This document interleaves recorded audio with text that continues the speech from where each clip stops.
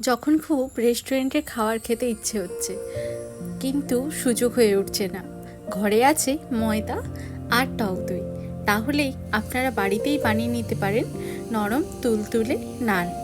Butter নান বা garlic নান, যে কোনো নানই আপনারা বাড়িতে অতি সহজে বানিয়ে নিতে পারেন খুব কম সময়ে।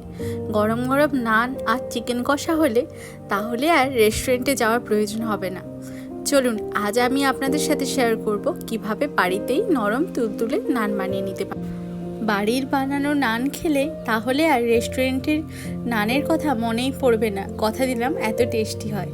অবশ্যই একবার বাড়িতে ট্রাই করবেন। চলুন এর জন্য যে যে উপকরণগুলো লাগছে আমাদের সেগুলো কি দেখে নিই। প্রথমেই আমরা এখানে নিয়ে নেব ময়দা, যেটা আমাদের মেন ইনগ্রিডিয়েন্টস, আর নিয়ে নিয়েছি 1 কাপ টক দই, আর তার সাথে লাগছে কিছুটা সাদা তেল আর নুন আর সামান্য চিনি আর বেকিং পাউডার। বেকিং সোডাটা এখানে লাগবে না, লাগবে বেকিং পাউডার। চলুন প্রথমে উপকরণগুলো একে একে মিক্স করে নিচ্ছি। প্রথমেই এখানে আমি 2 বাটি ময়দা নিয়ে নিয়েছি। আপনারা যতটা পরিমাণে বানাতে চান ততটাই।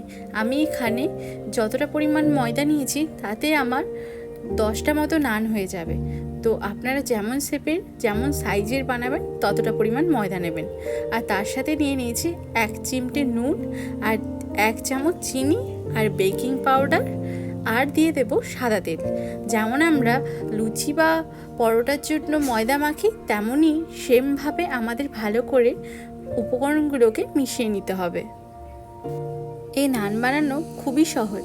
যারাই লুচি বানাতে পারে তারাই নান বানাতে পারবে, এমন কিছু নেই। শুধু নামেরই পার্থক্য, বাকি সবই একই। শুধু এখানে জলের জায়গায় টক দই দিয়ে আমরা এই উপকরণটাকে মেখে নেব। আমি এখানে অল্প অল্প করে টক দই দিচ্ছি। অল্প অল্প করে টক দই দিয়ে মাখতে থাকবেন। এখানে কোনো জলের ব্যবহার কিন্তু আমরা করব না। প্রথমে আমি একটু সাদা তেল দিয়ে দিয়েছি, তারপরে আমি এখানে টক দই দিয়ে পুরো ব্যাটারটাকে মেখে নেব। রেস্টুরেন্টে দুটো নানের যা প্রাইস, তাতে আপনারা যদি বাড়িতে বানান আপনারা 10 থেকে 15টা নান রুটি বানিয়ে নিতেই পারেন। তাই জন্য বাড়িতে বানানোই ভালো, পেটও ভরবে আর টাকারও সাশ্রয় হবে। আমার এখানে ব্যাটারটা মাখা কমপ্লিট হয়ে গেছে। এরপর আমি সামান্য সাদা তেল দিয়ে উপরে মাখিয়ে কিছুক্ষণের জন্য ঢেকে রেখে দেবো।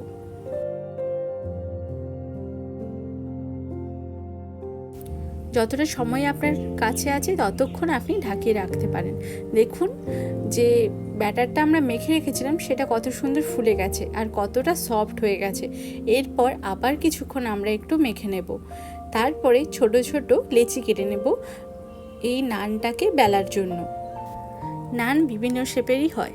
আমি এখানে যেভাবে বানাচ্ছি সেভাবে আপনারা বানাতে পারেন, না হলে লুচির মতো গোল করেও বানাতে পারেন। আর বেলার জন্য আমি একটু শুকনো ময়দা নিয়েছি। আর নানের ওপরে এখানে আমি দেব কালো জিরে, গোলমরিচ গুঁড়ো আর ধনেপাতা।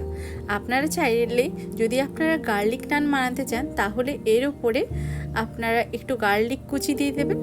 আর যদি আপনারা বাটার নান বানাতে চান তাহলে কিছু দেওয়ার দরকার নেই। যখন আপনারা সেঁকে নেবেন তখন বাটার দিলেই শুধু হবে। এতে কিন্তু কালো জিরে আর একটু গোলমরিচ গুঁড়ো দিলে, আর যদি ধনেপাতা কুচি দেওয়া হয়, আর এখানে আপনারা কাঁচা লঙ্কাও দিতে পারেন, কিন্তু আমি এখানে কাঁচা লঙ্কা দিইনি, তাতেই কিন্তু টেস্টটা খুব ভালো হয়। চলুন আমাদের বেলা কমপ্লিট হয়ে গেছে, এভাবেই আমরা রেখে দেব। এরপরে বাকি নানগুলোকে বেলে নেব একে একে।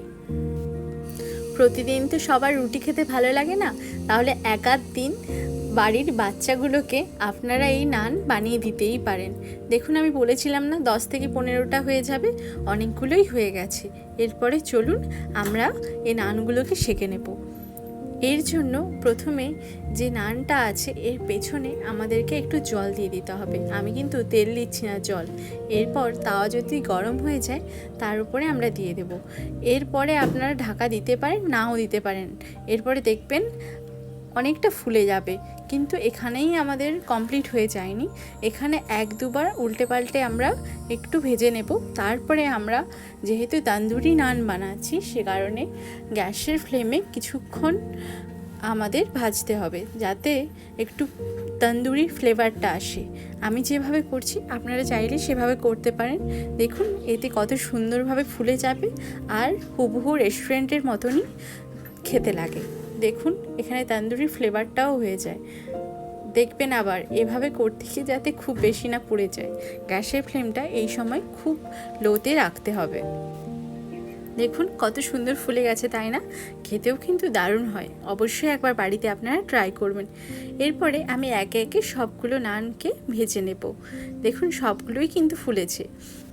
এখানে আপনারা চাইলে বাটারকে ব্রাশ করে নিতে পারেন, না হলে আপনারা সাদা তেলও ব্যবহার করতে পারেন।